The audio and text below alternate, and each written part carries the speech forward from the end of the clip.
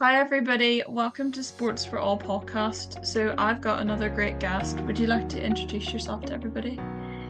Hello, everybody. My name's Lucy Brodure. I come originally from Belgium, but I live in London at the moment, and I work for the I Will movement as a youth development coordinator.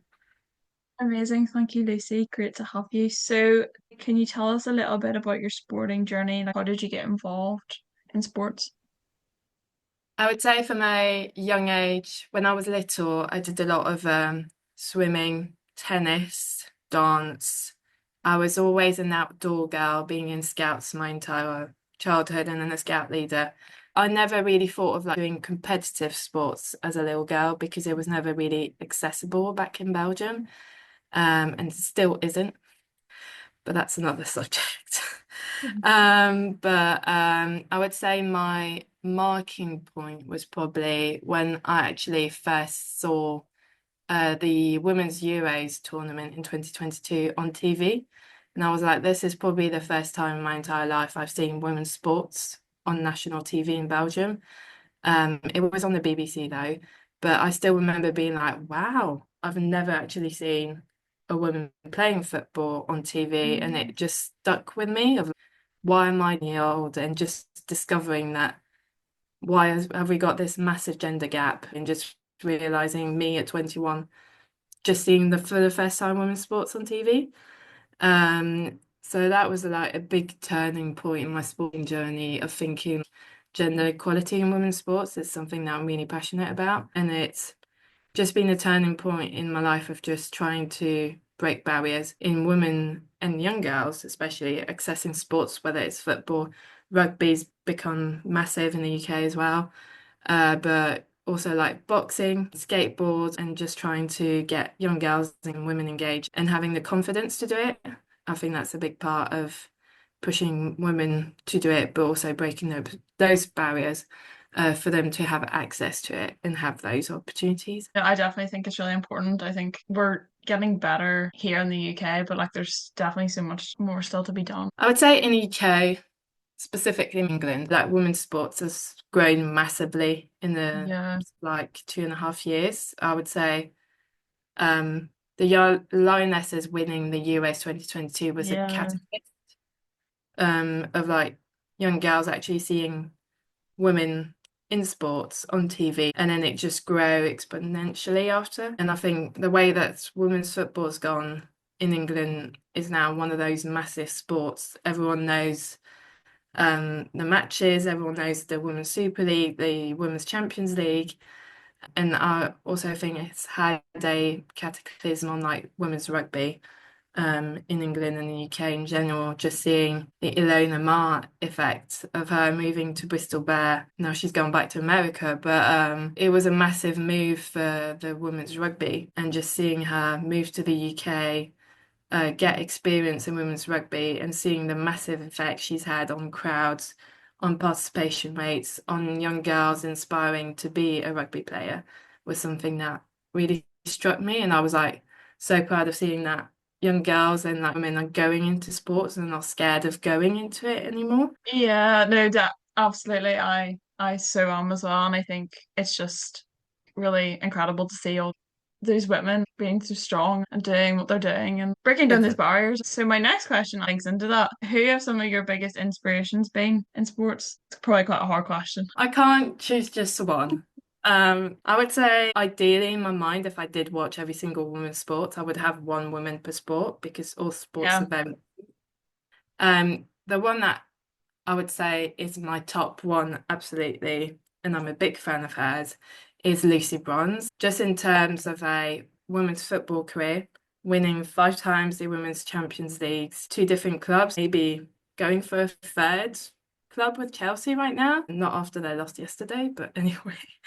Um, Lucy Bronze embodies everything in women's football, gender equality, but also with the neurodivergence week this week. She released actually yesterday a interview about her autism and ADHD diagnosis, and she's now an ambassador for the National Autistic Society. So it's something that I really praise with her It's not just her sporting ability, but also her charity work and advocacy, especially for young people. She's also an ambassador for Sheffield's Children's Hospital, UNHCR ambassador. She's also for Bright Young Futures an ambassador. So all her work with like charities is something that I really admire, and not just a sporting quality and achievements. I mean, the amount of medals and cups and titles she has won is just a massive list, and she should be praised for it way more than a man's because she has done way more than them. So definitely Lucy Bronze is my first one. Second one, I would just go more like the business side of things. Michelle Kang, just in terms of her investment in women's sports, whether it's rugby or football, even with the London City Lionesses or the women's rugby team of the United States. She has done massive for the economy of women's sports and just trying to grow with it. And I think it's admirable, first of all, that it's a woman that's actually doing it, but also the fact that she's trying to break barriers and trying to make more investment in women's sports. Well, I think it's Washington Spirits she's head of as well in the US for the women's football, but also Olympique Lyonnais. I mean, it's massive club she has, and she's got a massive influence in the women's football industry, but also women's sports in general. I'd say Elena Ma. I think it's quite obvious. The reasons of just her being unapologetically herself and just being this strong woman. She can do whatever she wants to and has the confidence to break those barriers, whether it's rugby, but also women's body image. She's a massive advocate for that. And I just praise her for her confidence and what she has achieved in her sporting journey, but also outside of it, whether it's an interview or talking back to people that are making comments about her and just making sure that she's the best version of herself, but also the most true and raw version of herself. Um, she's so funny and just such a relatable person because when she talks about issues in women's sports, but also in women's body image, is something that a lot of young girls and women do relate to. And I just love that relatability with her and how she talks about it is just, I praise her for that a lot. And then I'll finish with one that's maybe less popular, but coming from Belgium, Nafisa Toutiam.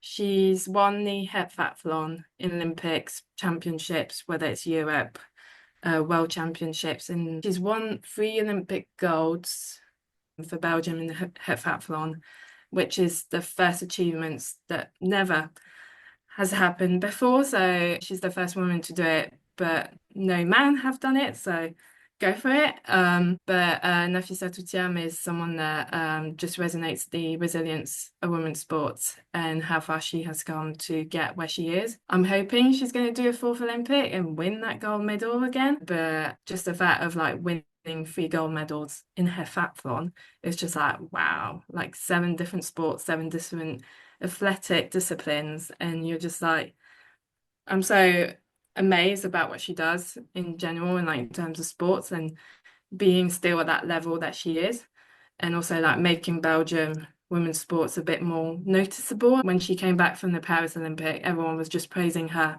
and Ivana Poole in cycling, but she's a big part of the women's football, women's sports identity in Belgium because she's one of the best female athletes we have and we're just very proud about her. I wish we had more girls that would be on that stage as well, but hopefully we'll get there. I think those are probably like my 4 biggest inspirations in women's sports in general and 4 different aspects of women's sports. But it's a tough choose though. You could Yeah. also put like Simon Biles in it, just her gymnastic achievements, but mental health. She has talked about it when she struggled with it. I would put her in it as well. There's just so many like female representation in the sports and it's becoming more and more noticeable and people are getting more into it because of those faces in the women's sports industry and I'm just so excited about it. Yeah, there's so many incredible people. It's so hard to choose.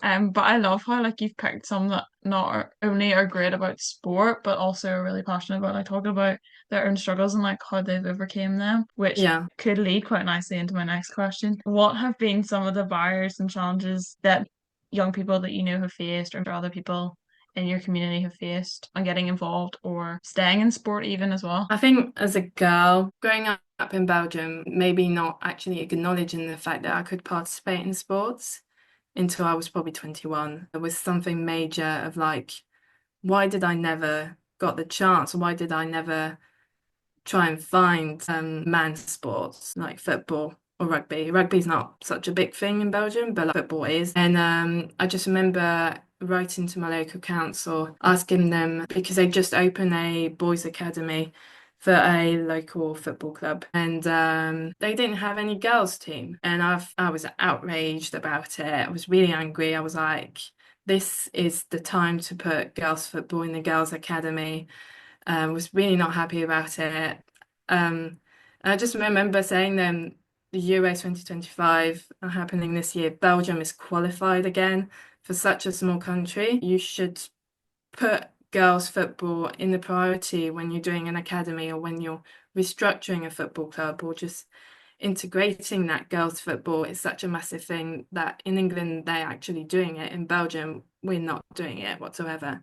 It's not a priority. And when I wrote about this to my local council, their answer was, oh, but there's already two women's team in the town. My town is probably like 80,000 people. I do not think having two women's team is enough. It's not enough at all, especially two women's teams, so over 18. No teams for young girls that would like to participate in football. And I felt like we have so much more to go on to and just try and fight about it. But in Belgium, it's not an actual thing. Women's sports in general, especially women's football, when you see, unfortunately, how our women's football team is treated, in terms of pitches, but also in terms of not being fully professional. And they still qualified for Euros, nearly qualified for the World Cup. And I just think more funding needs to be in those teams, in women's football, but in women's sports in general.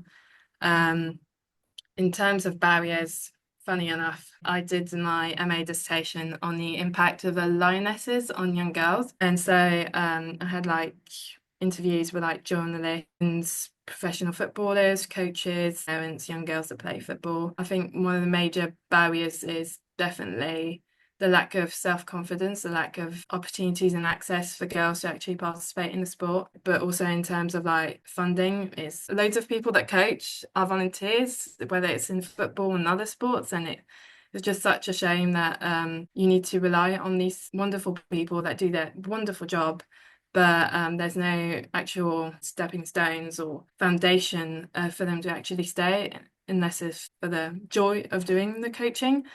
But also one of the biggest barriers was the fact that a lot of girls felt that there wasn't a pathway after they were 16, and connecting that 16 age gap to early adult. There's a massive gap in women's football of connecting those dots for girls to continue participating in football. I think one of the also major barriers as a girl in women's sports in general, period. They're Yeah. not fully understood. Already having, I think it should be completely banned of having a white short, whether you're playing football, rugby, or any sport. It shouldn't be a thing for girls to wear white shorts, just because you have this mental pressure, but also anxiety of like, if I leak, it's going to see. And it's more trying to understand how clubs, how organizations can manage more women's health in general, including periods, but also a big topic at the moment with women's football is ACL. The amount of ACLs players have had in the past years is just massive, and just trying to understand the women's health issues and women's bodies is something that needs to have more funding again in order to understand that and not make it a barrier, like an additional barrier for girls to actually continue playing. And then one at the moment that's on Twitter everywhere, if you're a women's football fan, but the pitches are in a state of, I don't even have a word to say it, but the Chelsea Manchester City subway final cap, I remember just seeing the pitch and being like baffled about it. I was like, what is that pitch for a final? It was just dreadful. It was awful, awful pitch. And then on Tuesday there was the quarterfinals of the Women's Champions League, and it was Arsenal, yes, Real Madrid. That Real Madrid pitch should have never been allowed. That pitch was just dreadful. It was even worse than the one for the subway final. The girls were just gliding on the pitch. The ball was just gliding as well. It was just an awful pitch, and you can see also like the differences in funding in different countries or different standards of in terms of like pitches, but also treatment of women in football and in sports in general, of just allowing Real Madrid to have put that pitch when in the next few days the Real Madrid girls are going to play at the Emirates Stadium against Arsenal, and you're just like, this is a complete different stadium. It's a world-class stadium. It's a quarter-final stadium. It should be the same for Real Madrid as well. And that isn't the case because they don't particularly care about their women's team. And also seeing like the differences between the Women's Super League and in England, but also La Liga in Spain, and the treatment of players and how barriers also do exist in like the women's professional world of football, and not just at the grassroots level, is something massive that needs to be addressed by the Professional Football Association, but also UEFA and FIFA. They're not taking into account those barriers for world-class players, and also making sure that every girl can kick a ball and have that opportunity to actually go into a sports team and not be doing a solo sport. Like myself, when I do recognize that most of my sports I did when I was a girl were solo sports. It was never team sports because that was never a thing. I hope that most girls in the entire world, but maybe more specifically to the UK, would have more access to actually engaging in sports and having that opportunity to go and play and enjoy it and have that boost in confidence in teamwork, and just making sure that they have that chance and opportunity like the boys, and it shouldn't be a gender difference. Like girls deserve to play sports as well, just as much as the boys. Yeah, I totally agree. I think it's so interesting to see like the disparities between different countries as well. There is small progress in some places, but no progress really in others. It's definitely something that needs to continue to grow. I think Same also thing on you that disparity thing, I'm very vocal about this difference between what I would say happened during the Women's World Cup in football in 2023, during the final where Luis Rubiales kissed Jenny Hermoso. And that was just a cataclysm of what the women's Spanish football team has gone through, not just in this past 2 years, but decades. They've been not treated in a respectful manner, not have had the same opportunities, not have had the same cataclysm as the Lionesses when they won the Euros. I mean, this could have been the moment for Spain to actually elevate their women's football engagement and fan. And when you see that when they go and play nationally, the stadiums are not being filled. It's like probably maybe maximum 30,000 people. When you've got the Lionesses playing at Wembley, it's at least 70,000 people that are there to support them. Unless if it's a weekday, there's maybe less people, but there's, I think the US 2022, the England Football Association took it as a catalyst and build on that. Whether Spain, because of what happened, everyone just talked about that kiss. They didn't talk about the achievements of what the women's Spanish football players did. They just won the World Cup, which is a massive achievement in a women's football career.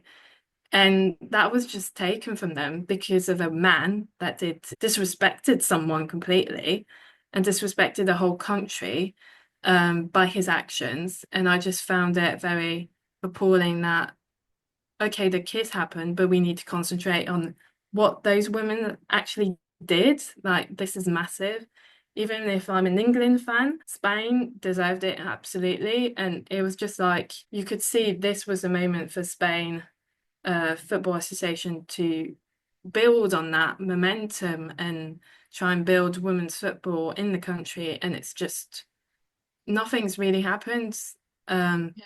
about it. There's maybe been a bit of engagement, but nothing has really changed comparing to England when they won the Euros.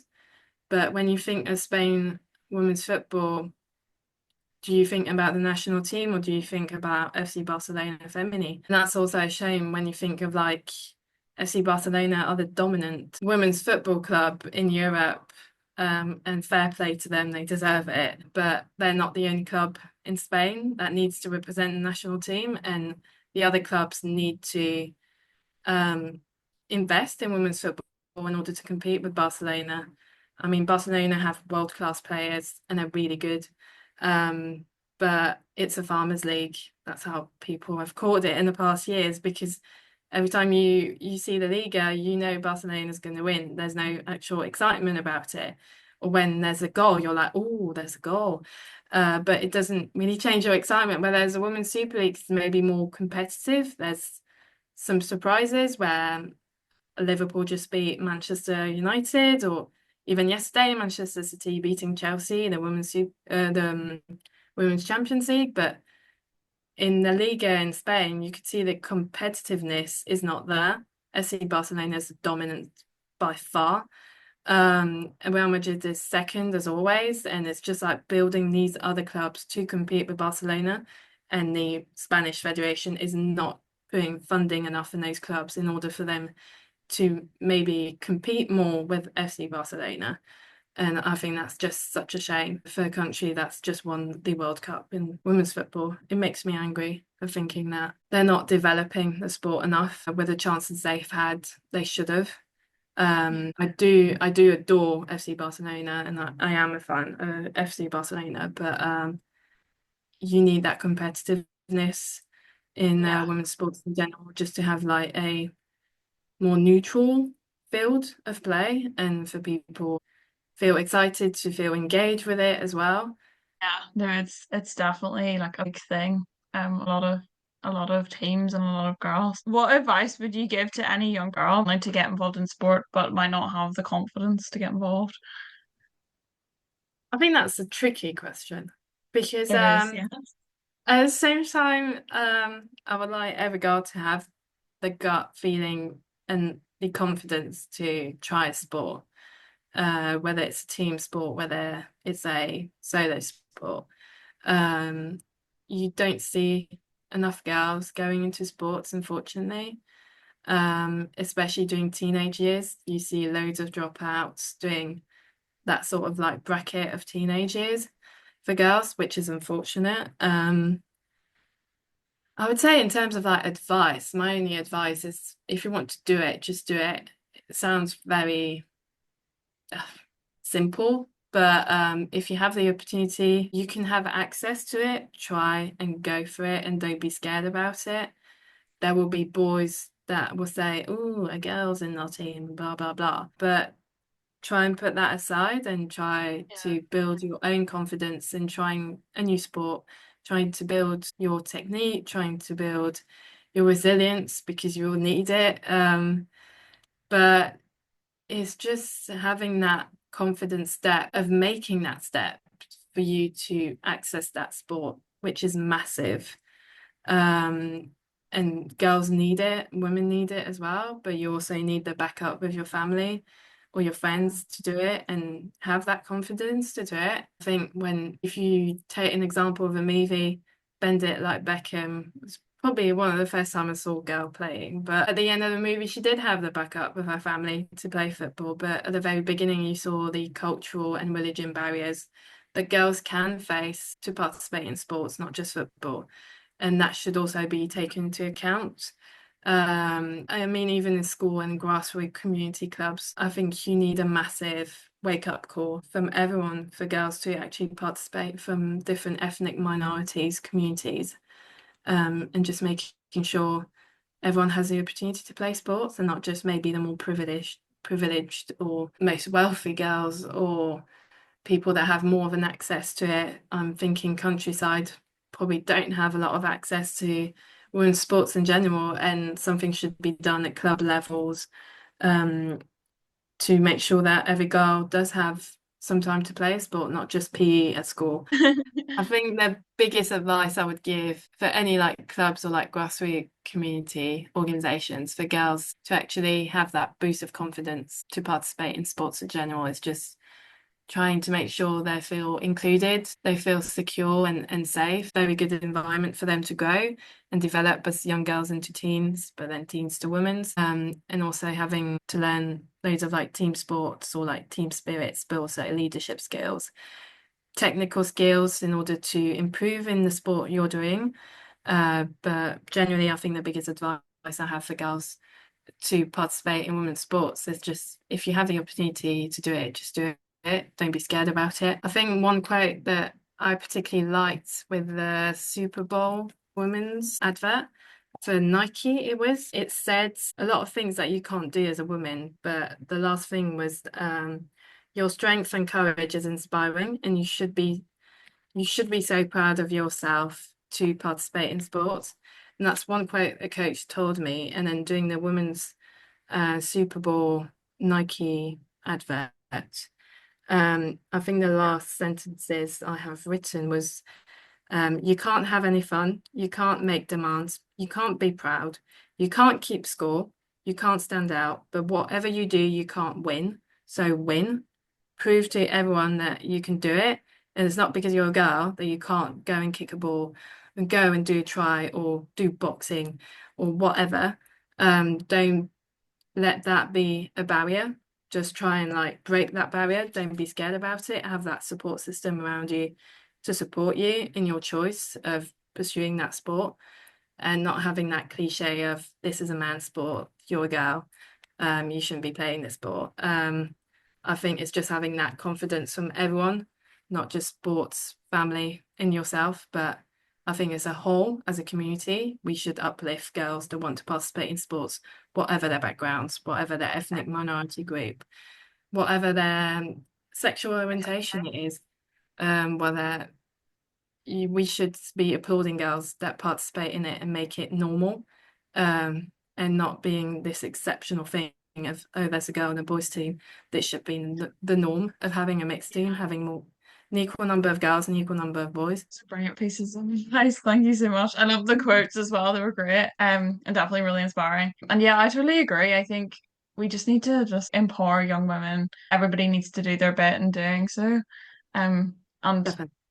a lot more needs to be done, doesn't it? But it's about taking that first step, as you said. So my last question is, what are you excited about and what do you have upcoming for 2025? So the first thing I'll say is that I'm actually releasing a podcast with Natasha and Annabelle on this Be the Change Media podcast channel. The podcast will be called The Imperfect Activist.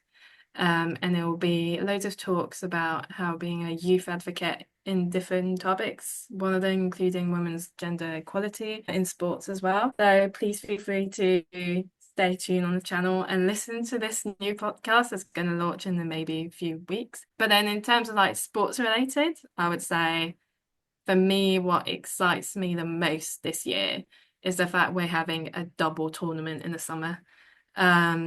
Just in terms of women's sport, this is going to be one of the massive summers that everyone needs to tune in, go and watch the games, stay connected with it, fan engagement 100%. But the two tournaments are the one happening in July, which is the Women's Euros in football, happening in Switzerland, where the Lionesses have qualified, where my hometown and my home country, Belgium's qualified as well, and Spain as well. So do tune in to watch all those games because it's going to be a massive tournament, and I'm so excited about it because it's going to be very, very competitive. And I think there'll be a couple of surprises, if I'm honest. I don't know if the Lionesses are going to lift that trophy anymore. I think it's a very much of a it could be anyone, I would say. Not just talking about Belgium's performance lately, they've lost, but I think what was it, a 3-2 against Spain, and then 1-0 against Portugal. I mean, they still lost, but they didn't lose from a loss margin, so I'll be careful of like the smaller teams. And then in August, living in Twickenham, I probably know about it quite a lot now, but having the Women's World Cup in rugby being held in England and the UK is a massive thing for women's rugby in general, and just tuning in, going to the matches, staying alert of what is happening. Just watching it on TV makes such a massive difference to spread the word in women's sports in general. And those two tournaments are going to be again catalyst for England and the UK in women's sports, and maybe globally as well, whatever happens during those two tournaments. But yeah, I feel very excited about this summer, and I can't wait to just arrest my friends about it. So, Yeah, no, it's yeah, very exciting summer for women's sports coming up. Yeah, no, I can't wait, and it'll be really interesting to like see who like comes through, because yeah. you're right, we might be really surprised. And I'm also really excited about your podcast. Can't wait. Thank you. It'll probably be out by the time this is out, so everybody go and check that out. Thank Um, you. yeah, thank you so much, Lucy. That was so good and so inspirational. It's been great to have you. Thank you for having me. It's been a wonderful conversation, and I hope girls that listen, or even boys that listen, just have an inspiration to go and watch women's sports, whether it's football, rugby, cricket, boxing, whatever, but also encourage your sisters, your mums, your auntie, your cousins to get involved in sport and have that confident boost. It's a massive thing for girls. Keep doing the hard work you do, and make sure you win.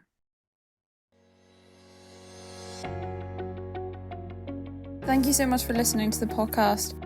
It would be great if you could give it a follow and if you could give it a rating. If you want to connect with me further, you can find me on LinkedIn at Eden Byrne or on X at Eden71003.